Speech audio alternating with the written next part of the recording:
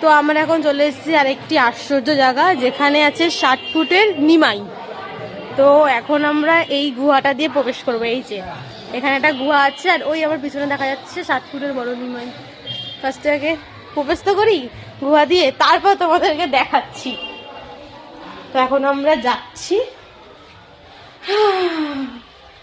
যদি কেউ কখনো মায়াপুর নবদ্বীপ ঘুরতে আসো, তাদের জন্য একটা সাজেশন, সেটা হলো গিয়ে ভালো করে ঘুরে নেবে, কারণ এর পরবর্তীকালে কি হবে সেটা তো আর বলা যায় না, ভগবান কি করে না করে। তো আগে ফার্স্টে নবদ্বীপ ঘোরা দিয়ে স্টার্ট করবে, দেন মায়াপুর ঘুরবে। এই যে এখন আমরা চলে এসেছি সেই দিব্য জায়গাতে। এই যে 60 ফুটের বড় নিমাই, আর অনেকে এসছে ঘুরতে। খুব সুন্দর জায়গাটা।